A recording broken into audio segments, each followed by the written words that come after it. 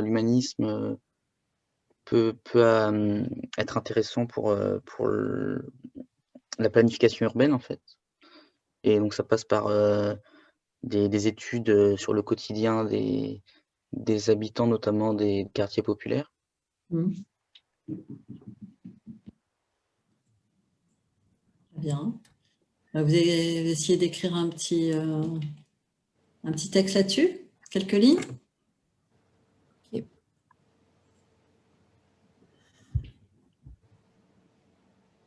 Alors, non.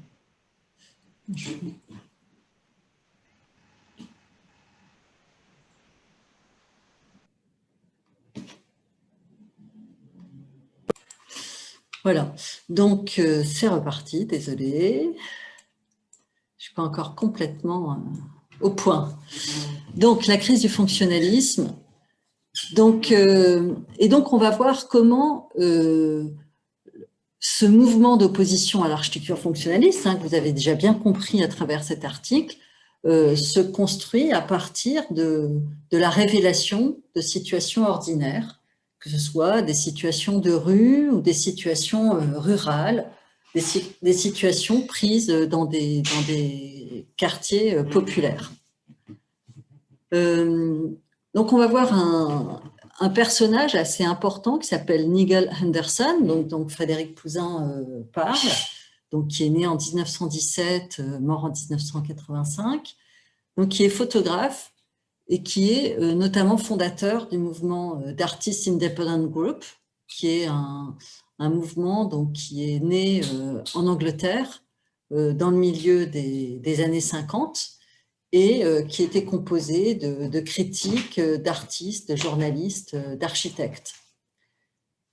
Et ce groupe, notamment, a été à l'origine du mouvement du pop art en Angleterre. Et ce groupe a fait plusieurs expositions, notamment une exposition avec Alison et Peter Smithson, donc Nigel Henderson, un sculpteur, Eduardo Paolozzi, et un ingénieur, Raoul Jenkins. Et dans cette exposition, donc ça c'est, ils ont développé tout un certain nombre d'images du quotidien, donc là dont je vous montre quelques exemples avec le livre qui s'appelle Streets de Nigel Henderson, qui révèle comment finalement les humains prennent place dans l'espace public. Et comment cette approche eh bien, montre le quotidien comme une véritable matière à prendre en compte dans l'urbanisme et dans l'architecture.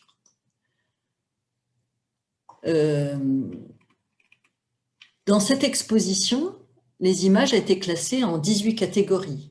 Il y avait anatomie, architecture, art, calligraphie, paysage, mouvement, nature, primitivisme, échelle humaine, distorsion, tenségrité, football, science-fiction, médecine, géologie, métal, céramique. Voilà.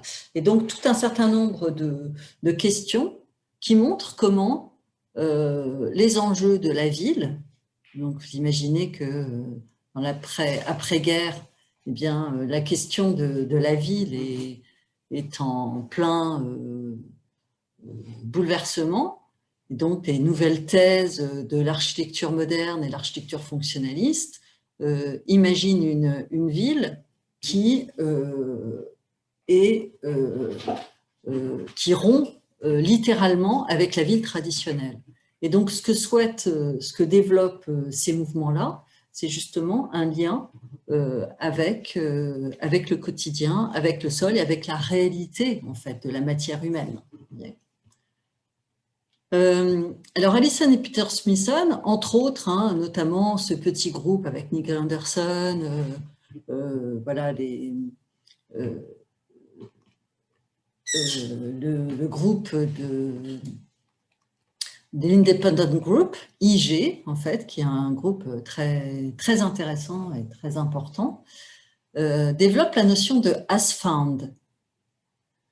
Et as found qu'on peut traduire par le trouver ou le déjà là, qui consiste à reconnaître la valeur de l'ordinaire et du quotidien comme inspirateur d'une pensée créatrice.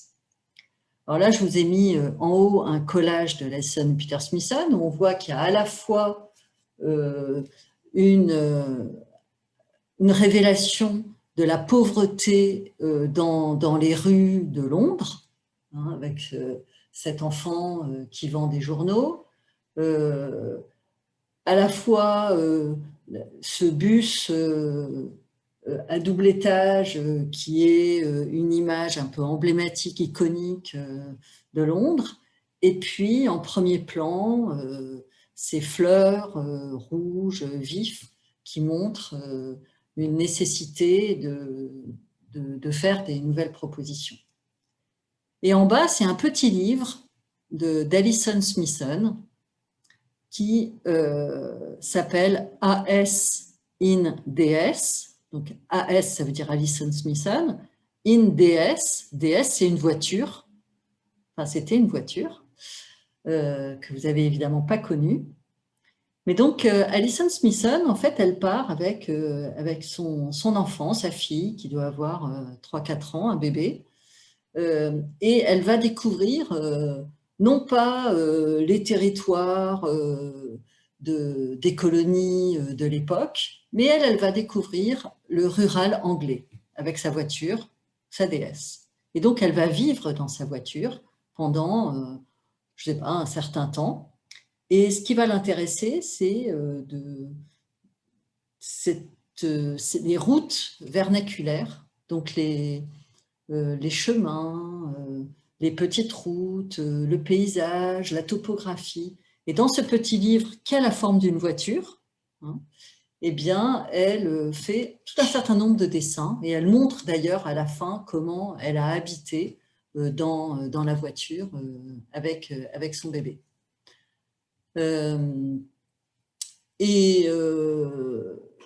Voilà, donc ça, c'est une manière aussi de trancher avec le fonctionnalisme.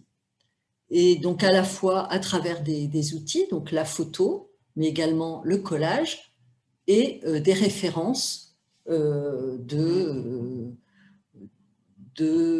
ruralité, où on va voir après de vernaculaire. Alors, on va faire une petite explication, hein, mais assez rapide pour avoir une idée de cadrage sur les CIAM, les congrès internationaux d'architecture moderne. Donc, je ne sais pas si vous en avez déjà entendu parler, mais les CIAM, c'est un groupe qui est né en 1928, hein, donc entre deux guerres, par 28 architectes européens organisés par Le Corbusier. Et donc, il y a plein d'autres membres fondateurs, peu importe pas vraiment, mais là. Et en 1933, Le Corbusier écrit la Charte d'Athènes. Évidemment, la guerre arrive par-dessus, et le congrès des CIAM qui se réunissaient tous les ans, eh bien, finalement, n'arrive pas à se réunir avant 1947, l'après-guerre à Bridgewater, pour leur 6e congrès. Et à ce congrès-là de 1947, eh bien, il y a une affirmation de la Charte d'Athènes. Je vais vous dire rapidement ce qu'est la Charte d'Athènes. Et puis, il y a surtout, alors ce qui m'intéresse particulièrement, la proposition que fait Le Corbusier de définir une grille pour les CIAM. Parce qu'en fait, le constat qu'il fait, c'est que il est très difficile de décrire des villes et que les villes, elles sont toutes différentes et qu'il faut qu'on ait une grille qui permette très facilement de décrire la ville. Alors, d'autant plus que la charte d'Athènes, en fait, elle est fondée sur 95 points qui sont censés, sur lesquels sont censés s'appuyer la conception des villes et la conception de l'architecture.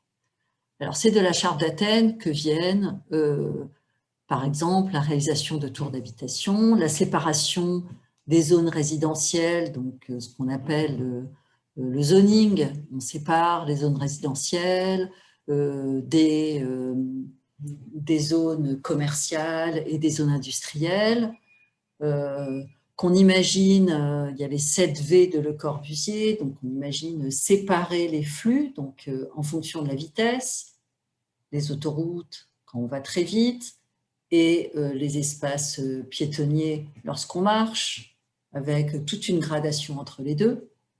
Voilà, donc on ne va pas faire un cours là-dessus, mais ce que propose, c'est important juste d'en avoir un petit peu connaissance, un peu comme fond de cette critique, parce que la critique est celle du fonctionnalisme. Mais donc, à travers cette grille, eh bien, ce que propose Le Corbusier, c'est de lire les villes à partir de 4 fonctions: la vie, le travail, les loisirs et les infrastructures. Et donc, les fonctions principales de la ville pour Le Corbusier et qui sont dans cette grille, c'est habiter, travailler, circuler et je ne sais plus, et se récréer. Et donc, à partir de cette grille, vous voyez la taille de la grille, hein, on voit les bonshommes là, donc ce sont des panneaux très très très grands qu'ils exposent. Chacun des architectes membres des SIAM, eh bien, décrit les villes d'où ils viennent. Et ça permet à tout le monde de partager une certaine lecture de la ville et de l'architecture. En fait, ce qu'on ne voit pas, c'est qu'il y a également il y a une lecture de la ville entière, mais il y a également une lecture architecturale.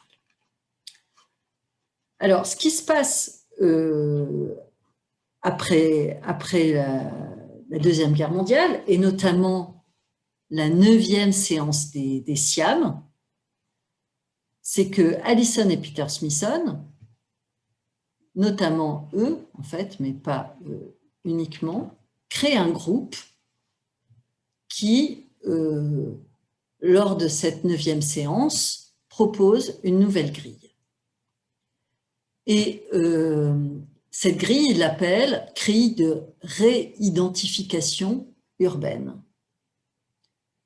Et cette grille, en fait, elle s'oppose aux catégories, aux 4 fonctions de la ville nommées par Le Corbusier: travailler, se loger, circuler, se divertir. Il les remplace par des notions qui sont plus phénoménologiques, ça veut dire qui parlent plus des sensations, des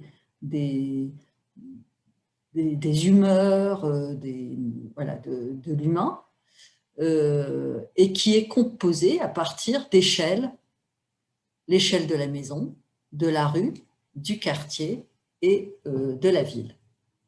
Donc en fait, ce n'est pas très lisible, mais ce sont les échelles qui sont là, horizontalement.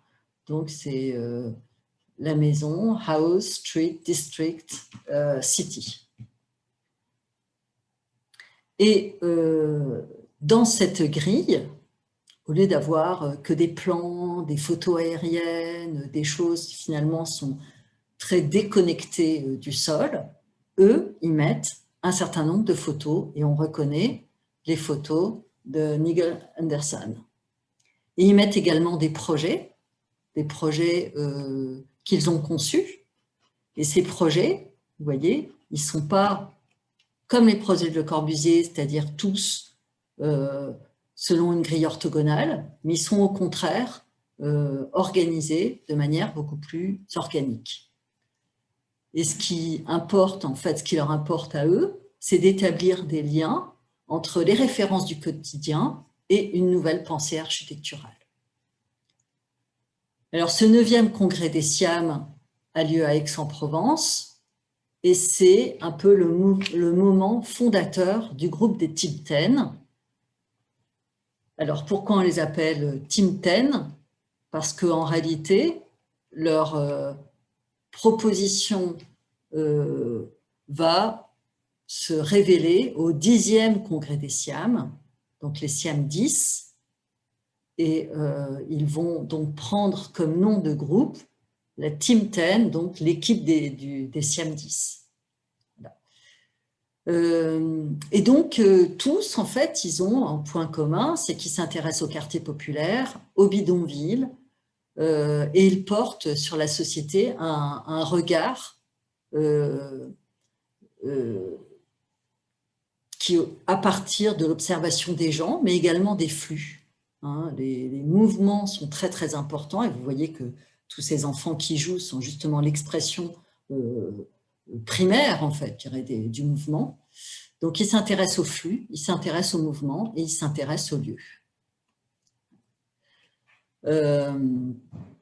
Et donc, là, on comprend bien pourquoi la photographie leur permet de révéler cette proximité de l'homme au monde et ce lien qui rattache les humains à leur milieu. Alors, ils fondent leur proposition sur trois notions qui sont le cluster, le STEM et le web. Alors, le cluster, c'est une recherche sur les formes d'association des logements.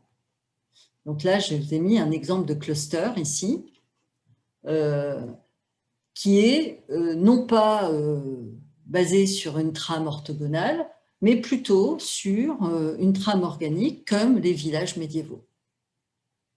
Et donc, ils définissent à partir du cluster, ils définissent des unités de voisinage qui sont pensées comme un système communautaire qui montre qu'il y a des échelles différenciées plutôt que ce que Le Corbusier appelait des machines à habiter, comme des unités d'habitation dans lesquelles on avait des gros bâtiments avec des logements tous identiques. Donc ça, c'est cette idée de cluster. Ensuite, le STEM, c'est une rue intérieure sur le modèle un peu des unités d'habitation de Le Corbusier, mais qui sont suspendus au-dessus d'immeubles collectifs continus. La différence, c'est que les bâtiments sont souvent non rectilignes, mais plutôt avec des formes discontinues. Et le web, finalement, c'est une conception qui est basée sur un module répétitif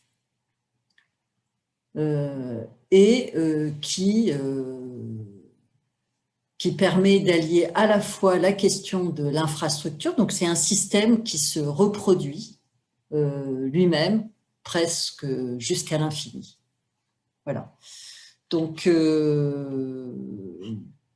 alors juste pour...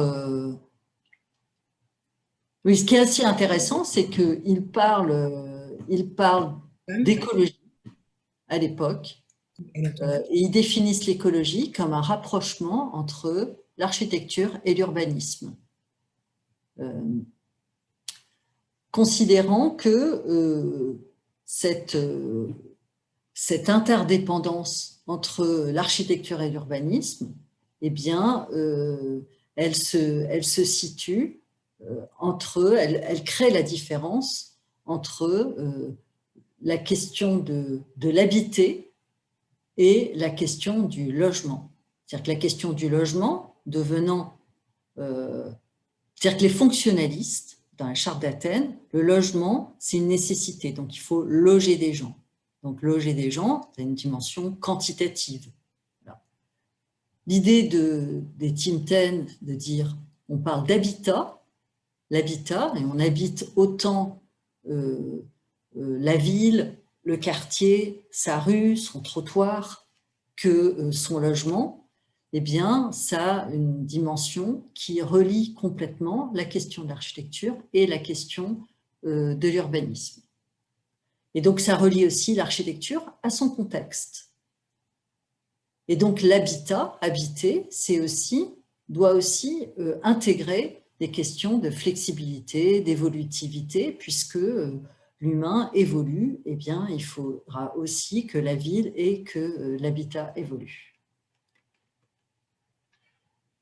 Alors, juste ce petit dessin qui est un peu amusant, en fait amusant, mais qui révèle assez bien un petit dessin de Le Corbusier, hein, comme vous le savez probablement déjà, Le Corbusier dessinait beaucoup et c'est aussi pour cette raison qu'il est devenu aussi connu, hein, c'est parce qu'il a énormément médiatisé son travail. Et ce petit dessin, il l'appelle « L'avenir est à nous ». Et si vous regardez le dessin, vous voyez une ligne qui est 1958. Hein.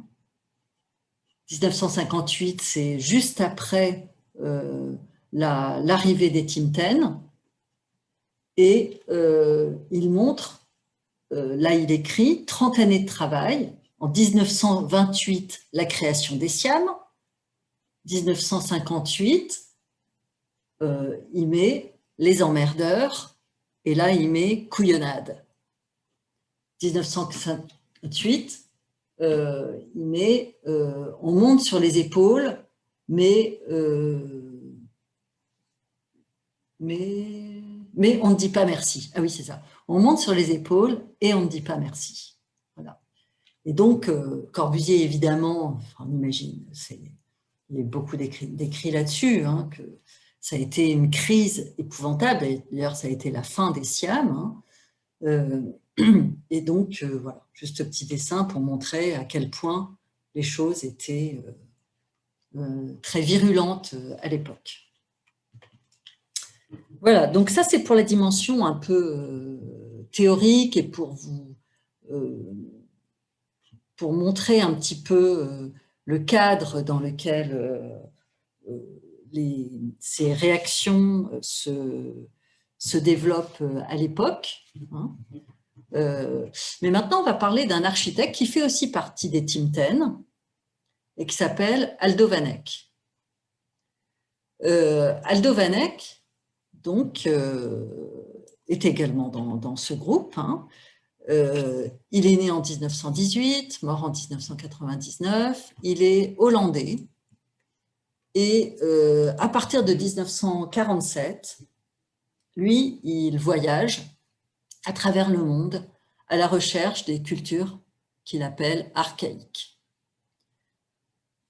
Et il ramène énormément de photos qu'il utilise, c'est vraiment un moment très important pour lui.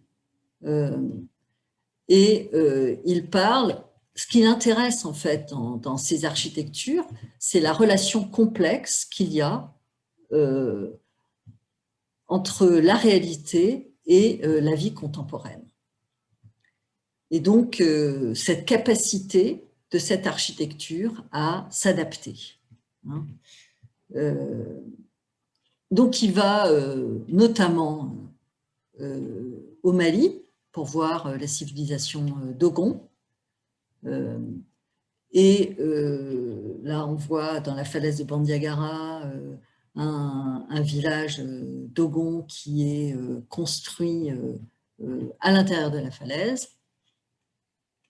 Il va s'intéresser à la manière dont la ville, le village d'Ogon est organisé comme un corps. Et donc, il y a une adéquation entre le village et la dimension très organique avec la tête où il y a la place du village, le corps avec où il y a la maison, la poitrine, vous voyez, les maisons de la famille, le sexe masculin avec l'autel du village qui est en forme de phallus, le sexe féminin qui lui, est représenté comme une pierre à huile, les mains avec les maisons des femmes et les pieds avec les autels, les endroits où on prie. Donc, je vous avais parlé là, au premier cours de l'importance de la dimension ethnographique pour les architectes entre deux guerres et notamment Deuxième Guerre mondiale. Là, on en voit un exemple. Et à partir de ces dessins-là, de cette représentation du corps, donc qui est issue de Marcel Griaule et de son livre qui s'appelle Dieu d'eau, entretien avec Ogotémélik. Ogotémélik est un dieu malien, un chef malien, Dogon, avec qui il s'entretient. Et donc, ce dessin est élaboré par Marcel Griaule. À partir de ce dessin-là, Aldo van Eyck va développer des formes de centralité avec ces dessins-là, en montrant qu'il y a des centralités qui sont centrifuges et des centralités qui sont centripètes. Voilà. Peu importe. Mais ce qui est intéressant, en fait, c'est l'analogie. Et là, dans le dessin du bas, il fait une analogie il fera une analogie entre le village et le corps, comme on le voit dans ce dessin de Marcel Griaule, mais il fera également une analogie entre la maison et la ville. Il dira la ville est comme une petite maison et la maison est comme une petite ville. Ou bien ici, en bas, entre l'arbre et la feuille, il dit l'arbre est une feuille et la feuille est un arbre. Et donc, qui montre que finalement, il n'y a pas de dissociation possible entre l'architecture et la ville.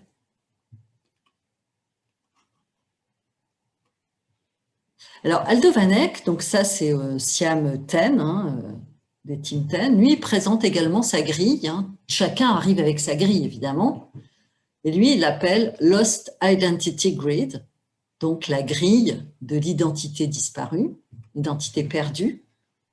Et il illustre également sa grille à partir de photos où il montre qu'il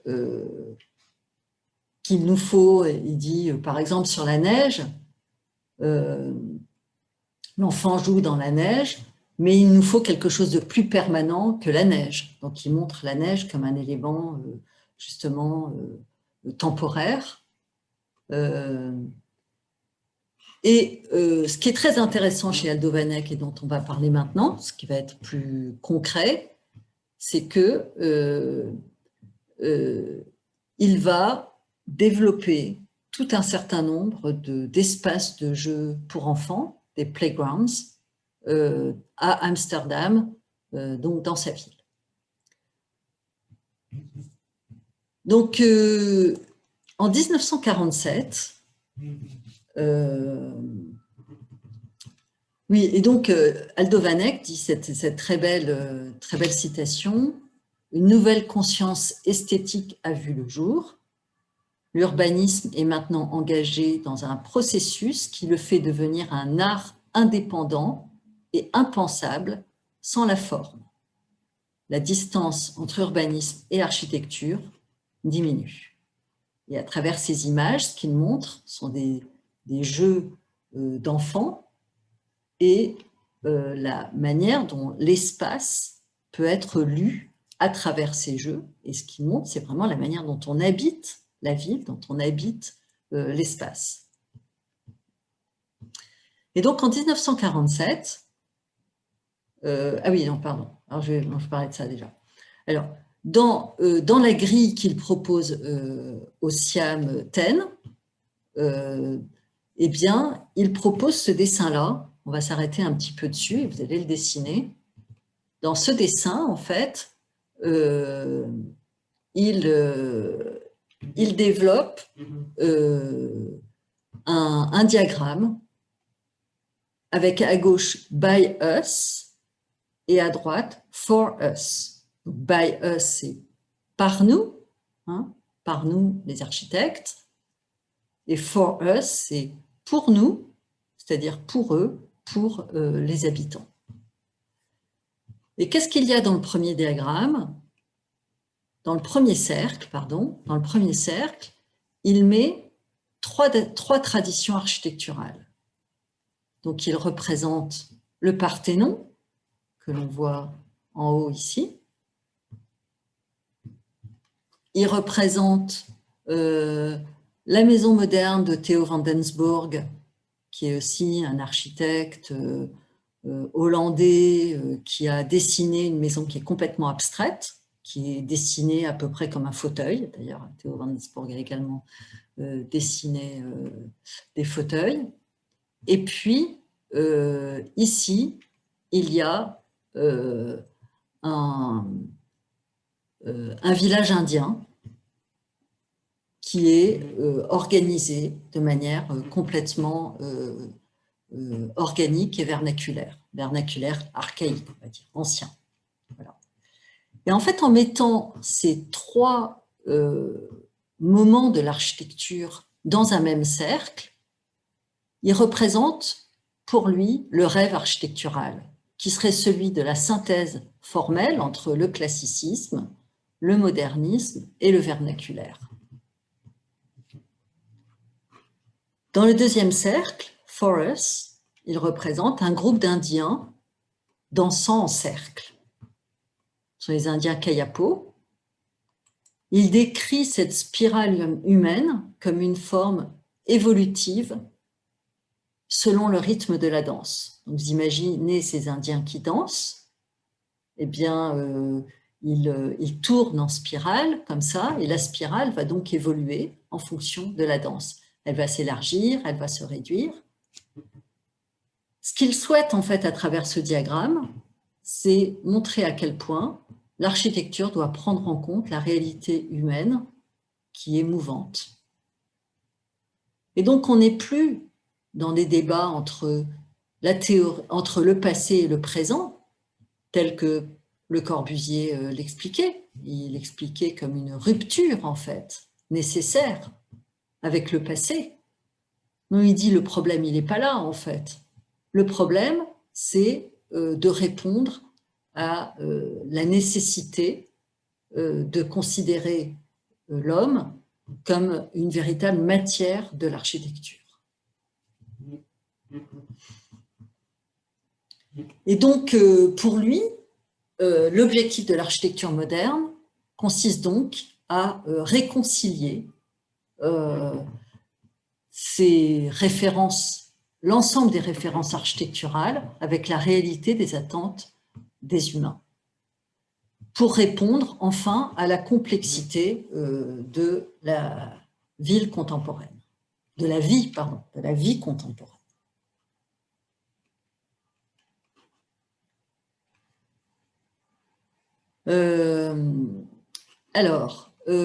Donc, en 1946, la municipalité d'Amsterdam décide de réaliser ce qu'ils ont appelé des plaines publiques, des playgrounds pour les enfants. Donc, en réponse à une grande pauvreté, à des quartiers populaires, trop denses, dans lesquelles les enfants ne peuvent pas suffisamment s'exprimer. Et donc, comme une manière aussi d'hygiène de vie, les enfants, c'est aussi ce qui va reconstruire le pays, hein, eh bien, ils décident de lancer ce grand programme. Et il confie à Aldo Vanek la réalisation de ces playgrounds.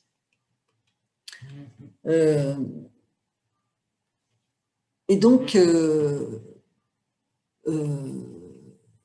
Aldo Vanek va donc développer plusieurs centaines de playgrounds dans l'ensemble d'Amsterdam, dans des espaces très variés. Vous voyez, à voie à gauche, le long d'une rue, à droite, dans un espace résidentiel, mais ça va être également dans des délaissés. Vous voyez, entre deux immeubles, peut-être probablement un immeuble qui a été démoli. Et donc, dans des lieux aussi variés les uns que les autres.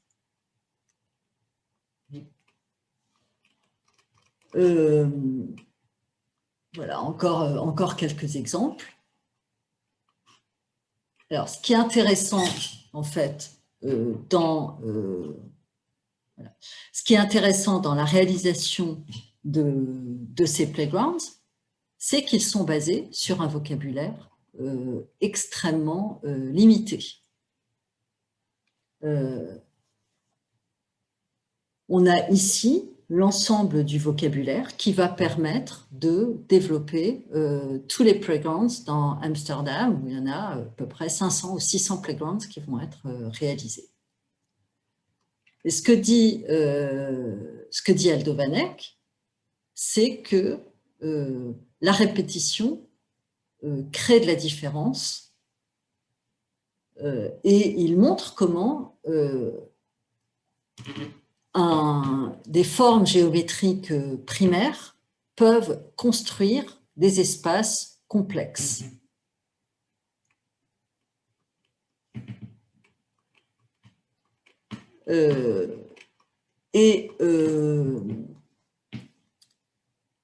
Il va développer cette idée de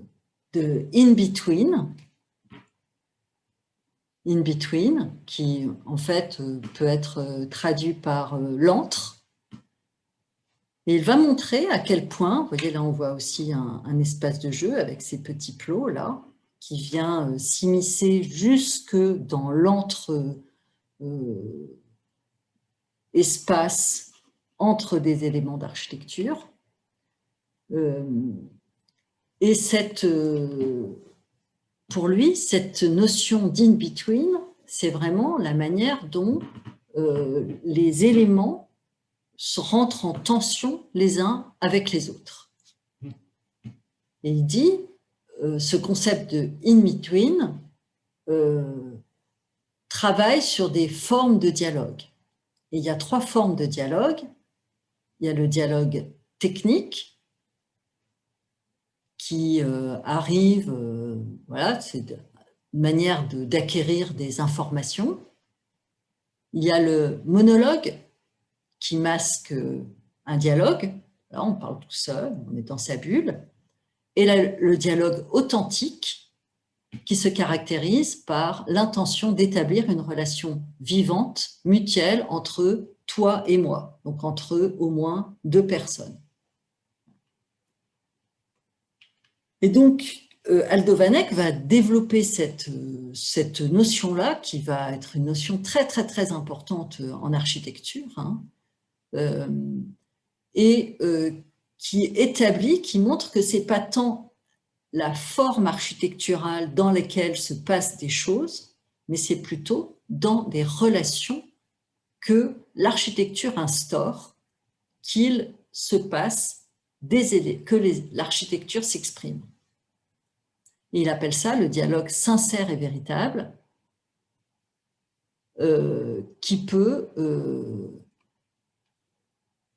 qui se situe dans cet entre, dans ce between. Et donc, c'est ce qu'on voit en fait à travers ces jeux d'enfants, vous voyez, ces jeux d'enfants notamment dans ces plots, par exemple. C'est-à-dire que ces formes géométriques simples trouvent de la complexité dans la manière dont elles sont articulées les unes aux autres. Et c'est pour ça qu'on aboutit à un vocabulaire aussi simple et à une variation d'espace qui est quasiment infinie. Alors maintenant, on va regarder un projet qui est un des projets les plus connus d'Aldo van Eyck, qui est l'orphelinat d'Amsterdam, qui est conçu en 1960, réalisé en 1960, Orphanage, l'orphelinat. Et vous voyez que ce bâtiment est extrêmement rationnel. On a un élément central, ici, et après, un certain nombre de petits cubes qui se développent de manière horizontale.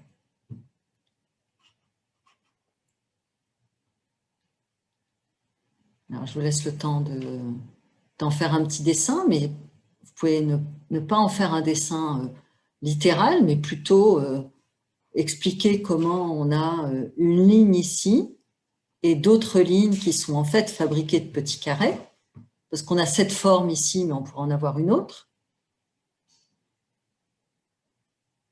On voit ici surtout les coupes qui sont intéressantes. Comment on a un élément central, vous voyez, on retrouve les dômes, hein, un élément central et des éléments qui se développent de manière horizontale. Et on voit le plan notamment l'entrée, qui est en réalité extrêmement complexe. Et ce que montre justement Aldo van Eyck et tout son apport en fait à l'architecture vient justement de la manière dont des formes très très simples, eh bien, en s'ajustant et en créant de la tension entre les espaces, arrivent à créer une complexité de relations. Vous voyez que ce sont des choses très faciles à construire, très simples, très répétitives, économiques, et finalement créant de la complexité réelle. Et là, alors, si on regarde, on reviendra dessus souvent dans ce cours, hein, c'est que là, on a une réelle similitude avec l'architecture vernaculaire, qui est une architecture extrêmement répétitive, mais dont on ne sent pas la répétition tellement, justement, les variations, la quantité de variations à partir de volumes similaires crée de la diversité. Donc là, on voit bien hein, que chacun des volumes est très simple. Tu sais, c'est un peu comme ça qu'est réalisé, qu'est conçue l'école d'architecture de Lille, hein, à partir de, enfin en tout cas la première partie, hein, la partie initiale. Donc ce sont des espèces, on appelle ça des tabourets, vous voyez, ce sont des structures avec des poteaux béton, des poteaux et des poutres en béton, et ces tabourets, eh bien, ils sont juxtaposés, voilà, les uns à côté des autres, mais on voit qu'il y a des variations. Là, on a un creux, là, on a un mur à l'extérieur, etc. Et donc, on a tout un certain nombre de variations qui induisent de la complexité. Alors, ils induisent de la complexité spatiale, hein, mais ils induisent, alors là, on voit très, très jolies photos avec tous les dômes les uns à côté des autres, vraiment comme un paysage, avec cette étanchéité sur l'ensemble des dômes, donc qui donne un grand paysage continu, comme ça. Et cette complexité de forme, eh bien, elle induit des complexités d'usage. Et c'est là, en fait, où on retrouve l'intérêt d'Aldo Van Eyck pour l'architecture vernaculaire, mais aussi pour les liens entre l'architecture classique et l'architecture moderne, c'est-à-dire qu'il réinterprète lui-même toutes les notions donc il ne refuse pas non plus l'architecture de Le Corbusier, à partir de le poteau, l'horizontalité, l'espace fluide, l'espace ouvert, etc. Mais il crée à partir de ça ce qu'il a appelé le in-between, qui est cet espace d'entre-deux dans lequel il peut se passer toute une diversité d'usages des occupants ici de cet orphelinat, par exemple. On voit bien que ça pourrait devenir également autre chose. Donc, on a aussi une grande flexibilité et une grande évolution des usages.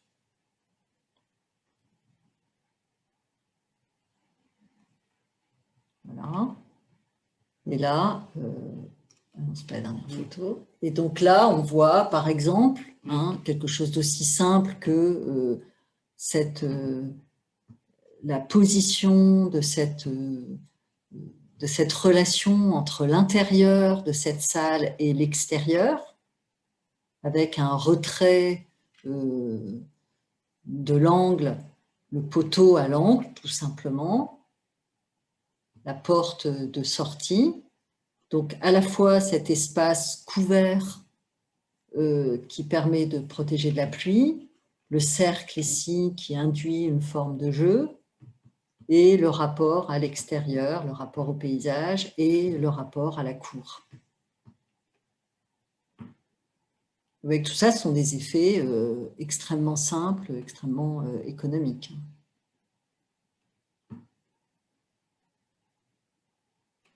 Et donc, voilà le plan. Voilà le plan sur lequel on peut s'arrêter un petit moment. Alors, ce plan-là, en fait, si vous commencez à vouloir le dessiner comme ça, il a l'air simple, et vous allez voir qu'il est extrêmement complexe. Par contre, ce qui est intéressant, c'est plus de le dessiner à partir des types d'assemblages. Vous voyez ? Par exemple, on a ici des salles qui tournent autour d'un petit patio, d'un petit espace autour de ce poteau et de ce cercle autour du poteau. Et donc, on voit un intérieur qui est fait de 3 modules, 1, 2, 3 modules. On voit les rapports ici, donc là, ce module-là, il est reproduit 3 fois, 4 fois. Ici, on retrouve des salles plus grandes qui sont également organisées, qu'on peut décomposer en volumes. Donc là, on voit que, hop, on a un volume ici, un autre volume là, un autre volume là. Ce sont des volumes un petit peu plus grands. Voilà. Ici, on retrouve les mêmes modules qu'ici. Vous voyez? Hop, hop, un troisième là. Celui-là est un petit peu plus long. Ici, on retrouve, très intéressant, un couloir qui vient couper un module en deux. Donc, on a un module ici, qu'on arrive à lire. Le couloir qui vient couper le module en deux. Hop, on circule comme ça. On a du mal à lire l'intérieur et l'extérieur.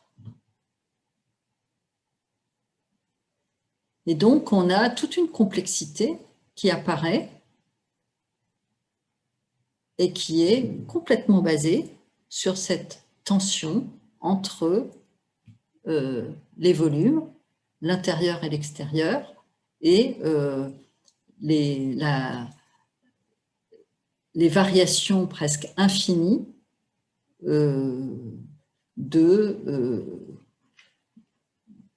d'écriture architecturale de ces modules cubiques, enfin carrés, en tout cas en plan carré. Voilà. Donc ça donne une architecture qui est assez ludique et qui est plus une architecture d'un processus de conception qui est basé sur un vocabulaire très simple à l'origine et qui peut être complètement approprié par pas mal de gens. Aldo Vanek est quelqu'un qui va également s'investir dans les questions de participation avec les usagers, avec les clients avec lesquels il va travailler. Et il montre comment l'architecture est un dialogue pour lui, est une forme de dialogue à partir d'une conception qui est toujours économique, facile à comprendre pour tout le monde et qui surprend par la richesse des espaces qu'elle arrive à créer. Voilà, je crois que c'est la dernière diapo. Ouais.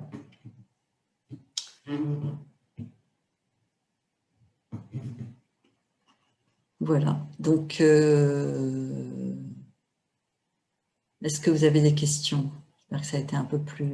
Ça a permis de clarifier un petit peu l'intérêt de l'article que je vous avais donné à lire. Je ne comprends pas très bien le lien avec le vernaculaire, en fait. Le lien avec le vernaculaire, alors, attendez, je vais revenir en arrière.